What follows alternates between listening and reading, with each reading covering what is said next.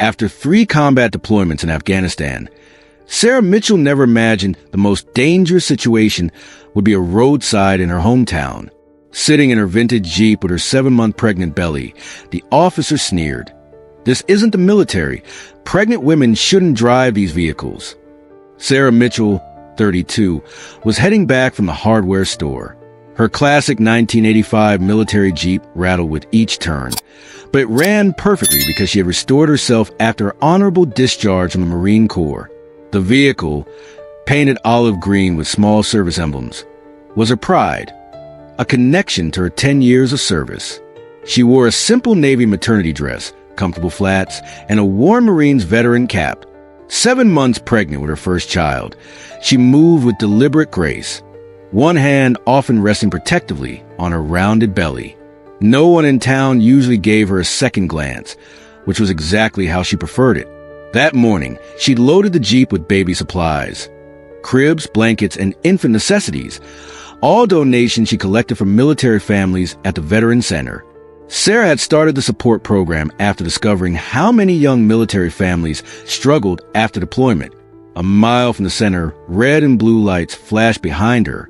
She pulled over calmly, keeping both hands visible on the wheel as her military training had ingrained in her.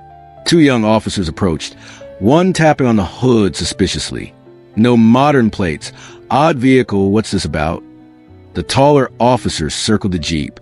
His partner smirked, looking at Sarah's pregnant form. "Ma'am, is this vehicle even registered? Seems like an unusual choice for someone in your condition." Sarah replied evenly. "It's mine, fully registered.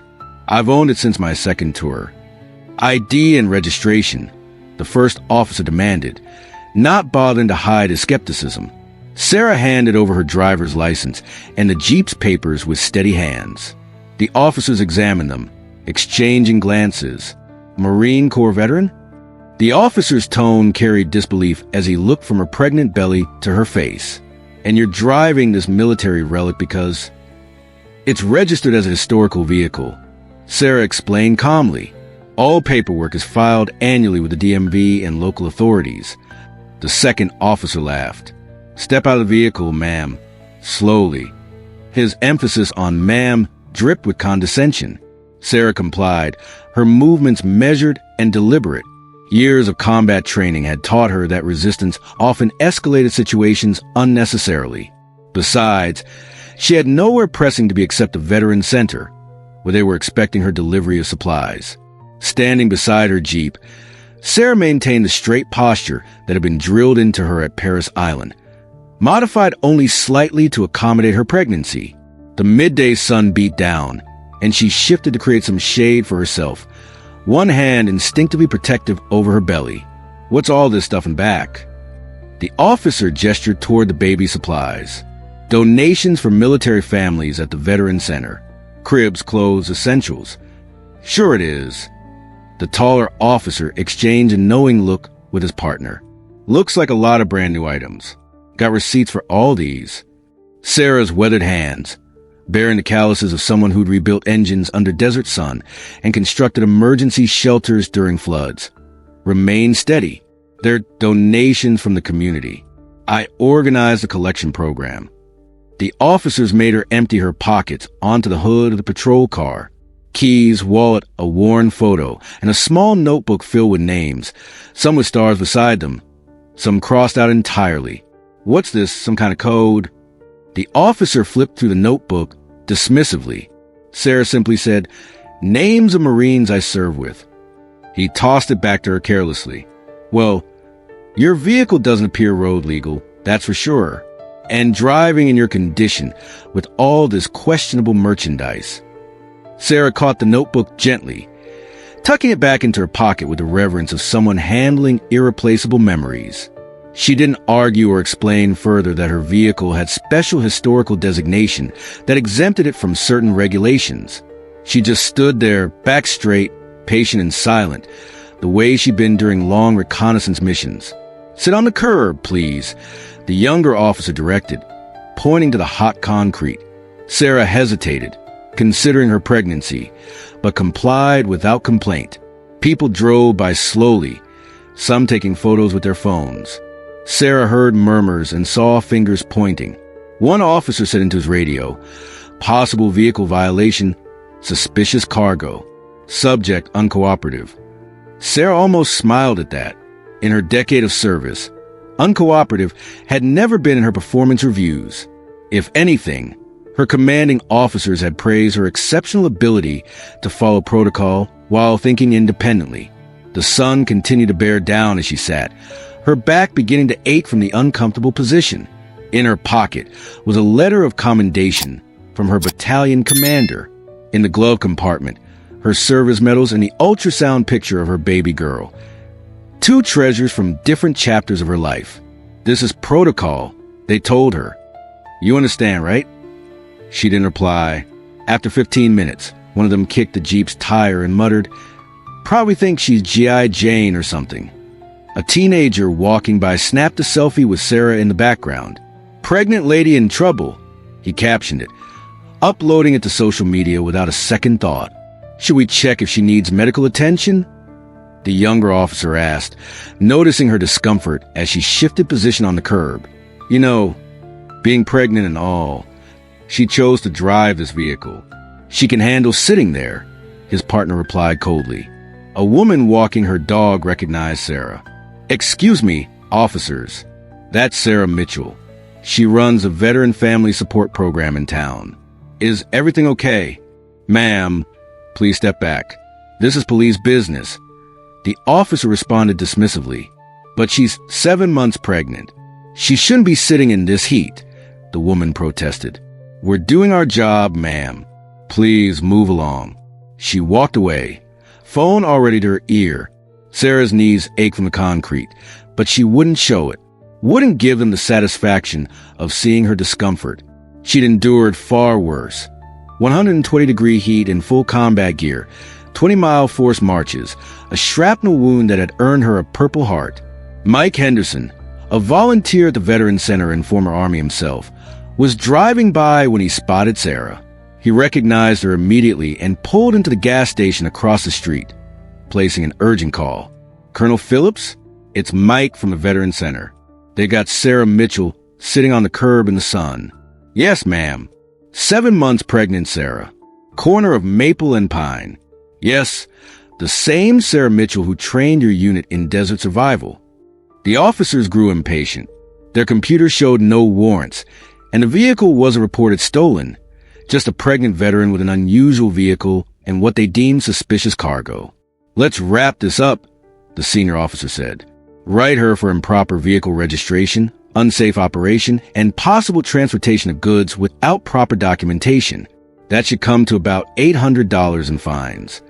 They approached Sarah with clipboards in hand when the unmistakable sound of a powerful engine turned heads. A black government SUV pulled up sharply. Military plates, official driver. The officers exchanged glances. "Federal," one whispered. "Maybe FBI?" Neither guessed correctly. The SUV door opened, and a woman in a full Marine Corps colonel's uniform stepped out.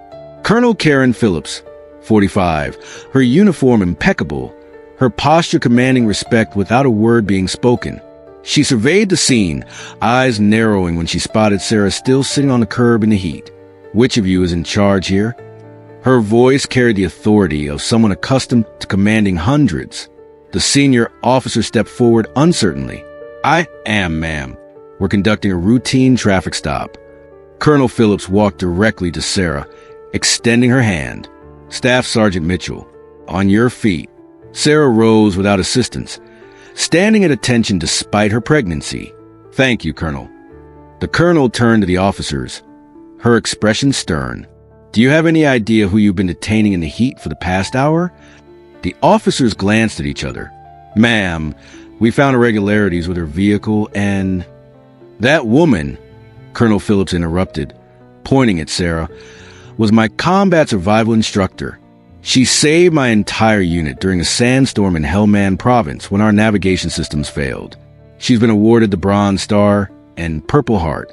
While 7 weeks pregnant, though she didn't know at the time, she led a rescue operation that saved 14 Marines trapped behind enemy lines." The small crowd that had gathered fell silent. Even the officers seemed to deflate slightly. Colonel Phillips continued, her voice carrying across the street. Staff Sergeant Mitchell designed the survival training program, still used by our special units today. She speaks 4 languages and has personally trained over 300 Marines who are alive today because of her methods. The younger officer removed his sunglasses, looking at Sarah with new eyes. Ma'am, we had no idea. You didn't ask, Sarah replied quietly, one hand resting on her belly. You saw a pregnant woman and made assumptions. Colonel Phillips instructed her aide to bring over a leather portfolio. This vehicle, she gestured at the Jeep, has historical military designation. The paperwork is filed with your department annually. It transported medical supplies during the Haiti earthquake relief mission. Sarah drove it through flooded streets to reach stranded families. The older officer cleared his throat uncomfortably. Ma'am, we were just following protocol for vehicles without proper. Protocol is built on judgment, officer. The colonel cut him off. And good judgment requires asking questions before making assumptions. The crowd had grown larger. A woman pushed forward. That's the woman who helped my husband when he came back from deployment with PTSD. She visits him every week and taught me how to recognize his triggers. Another voice called out, she organized a baby supply drive for military families last month, collected over $10,000 in donations. She teaches self-defense classes for women at the community center. Added someone else. Never charges a dime. Colonel Phillips nodded, unsurprised. Staff Sergeant Mitchell never stopped serving, did she? The younger officer, face flushed with embarrassment, approached Sarah. Ma'am, I want to apologize personally for my disrespect. I had no idea. Sarah smiled gently, her hand still protective over her belly. That's the point, officer. You never know someone's story by looking at them. That's why respect comes first, not last. She gestured toward her pregnant form. This doesn't erase what I've done or who I am. It's just one more mission. Colonel Phillips handed a file to the senior officer. This is Staff Sergeant Mitchell's service record, the unclassified version. I suggest you read it before your shift ends today. As for the Jeep, she continued, it has historical vehicle status granted by the Department of Defense. The paperwork is filed with your department annually. Perhaps you should check records more thoroughly next time. Sarah spoke up, her voice firm but fair. Colonel, these officers were doing their job as they understood it. The fault isn't entirely theirs. That afternoon, the police department issued a public apology. The incident made local news. Pregnant veteran detained. Colonel defends former combat instructor. The town's police chief implemented a new training program. Recognition and respect. Veterans in our community. Sarah reluctantly agreed to speak at the first session, where she said just 13 words. Service doesn't end with the uniform. Neither does the respect we owe each other. The younger officer, Brian Keller, began volunteering at the Veterans Center on weekends. At first, the veterans eyed him suspiciously, but Sarah's acceptance gradually opened doors. Why did you really come back? Sarah asked him one evening as they sorted baby clothes for donation. Because I realized I knew nothing about the people I swore to protect, Brian admitted. For years on the force, I never once visited this place. Sarah's Jeep still rumbles down Main Street every morning, still carries donations and supplies. But now police cruisers pull over when they see it coming, not to stop it, but to wave in respect. And at the police academy, every new recruit reads a laminated card with 8 words. You never know who's behind the wheel. If this story resonated with you, please share your thoughts in the comments below. We respect every experience shared here. Have you witnessed pregnant veterans facing similar challenges or experienced discrimination based on service or pregnancy? Your experiences matter.